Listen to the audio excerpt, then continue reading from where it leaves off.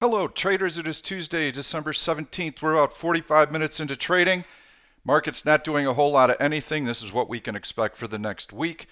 It's hard to believe, but we are 1 week away from Christmas Eve. Trading volume is going to continue to decrease during the day. We're going to have compressed intraday ranges, so that means that day trading is going to be very, very difficult for us. We'll try and find a couple of day trades today, but here's what we can expect from the market. We have a lot of unresolved issues that have been resolved in the last week. We know the FOMC statement said that we're going to see accommodative Fed policy through 2020. That's good. We're likely to get a Brexit deal. Boris Johnson was elected or gained support. That's good. We have a USMCA deal that's likely. That's good. We have a truce with China. That's good. Everything's coming up roses. This is a seller's boycott. Asset managers are not going to want to sell stocks into year end. There are too many positives right now influencing the market. They'll let it drift higher. As they do so, assets under management increase. That means asset management fees increase. That means bonuses increase. Nobody has any incentive to sell right now. So market's going to float higher. We're likely to see some gaps higher, just like the one that we saw yesterday. Once we get that initial move, the price collapses during the day. It just sits there. We're probably going to see the same today, another doji formation.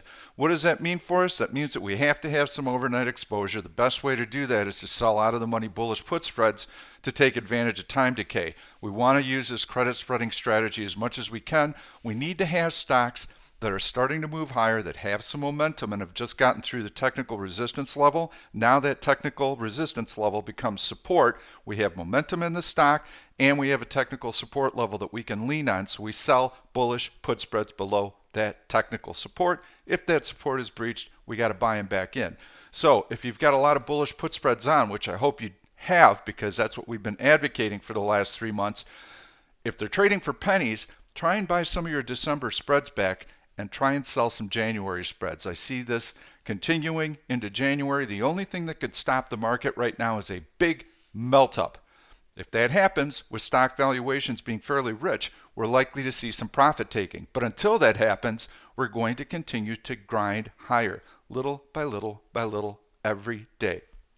So let's go in and take a look at some possibilities today. I've got this heavy buying search that I love going to. These stocks are above the prior day high. They have heavy volume today and liquid options, all key ingredients. So as I go through the list, I'm looking for one in particular that was just on this list a few minutes ago. I'm going to put the symbol up. MOS is the symbol, and I'll give you a little background on it. That's what I'm going to do today is I'm going to continue to look for bullish put spreads, and these are the positions you should be taking. I really can't highlight too many stocks to day trade today because there's just no tailwind. So I like MOS. Here's why I like it. Major support right here. We test it, finds immediate support, rallies back to the high of the day. So you've got one test here, can't quite get down to it. Now we get close to it, test it a final time, and we're off to the races. I shouldn't say that because it doesn't mean the stock's going to explode, but for sure I'm expecting this support to hold. In fact, I like this little horizontal breakout right here. You see you had sellers, tail above body, sellers, tail above body, sellers, tail above body.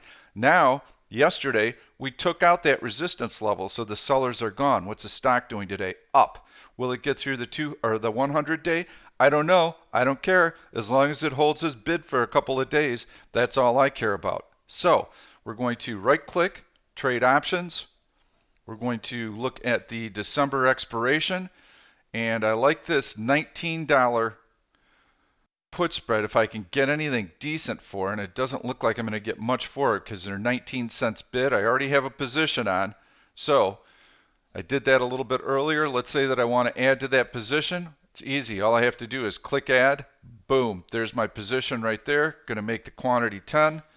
I already put it on for a dime. I wouldn't mind doing it again for a dime. Click submit. Orders filled. So that's how easy it is to trade through the platform. If I've got another option trade that I can do, I will bring it to your attention. And I like Grub too. You can see I've got an order working here. If I've got a working order, I can modify it, add it, cancel it, do anything I want. As soon as the order is filled or canceled, those buttons go away. So very easy for me to see what I've got on. You can also see that a position is shaded in red if I'm short, shaded in green if I'm long. So let's keep taking a look for other opportunities. ARWR is one that I have right now. It is a long position. I'm long stock. Why do I like it? We've got multiple support here. You can see that by the tails under the body. Stock comes down and tests that support yesterday and closes on the high. Nice bullish hammer. Testing again today.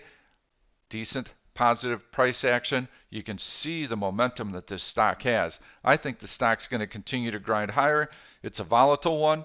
So this one I believe you can day trade from the long side. I'm in the position right in here. So I'm at about a break-even point. I'm going to put my alert up. I don't want anything nasty or ugly to happen with this trade. I don't plan on holding this overnight. So that would be my stop out point. I'm looking for it to continue to push higher. So let's keep taking a look. I had Grub earlier I had mentioned. In fact, this was in yesterday's video. I do like Grub. Well, what do you like about it? Let's go to the daily chart. You can see this big gap. Right here's your horizontal resistance line. Tail above body, tail above body, tail above body. Little dip. Now those sellers are out of the way. We've broken through that horizontal resistance. Stock should find support right at that horizontal resistance level. It's about the $44 price. Today you can see the stock's pushing higher. If it can get through this little resistance here, it's got a clean path up to the 100-day moving average to fill in this gap. You hover over the E, you can see that earnings are not due until February 6th, so we've got nothing standing in the way. So we right click, trade options.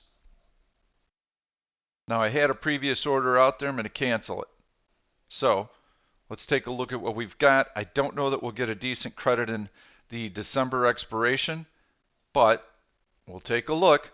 So by the way, the red line is the 1 standard deviation. The blue line is 2 standard deviations. It's nice to know for credit spreading. So you can see if we go below that 43.50 strike, 20-cent bid, 20-cent offer. Look at the option bid-ask spreads. Right now you're going to see them widen out because we're getting into a holiday type session. So market makers spread everything out because they don't want to trade in this low volume environment. So you've got a zero bid offered at 15. To try and get a dime for that, going to be pretty tough. But we might be able to get something decent if we go to the $44 strike. So 44, 43.50, I need to get at least a dime for this credit spread. That's what I look for. Again, zero bid here, but offered at 20 cents. So 10 cents is right in the middle. Let's see if we can get it. So I'm going to click the bid, click the ask. You can see those orders are loaded. I'm going to try for a 20-cent, excuse me, I'm going to try for a 10-cent credit. And let's see what we can get.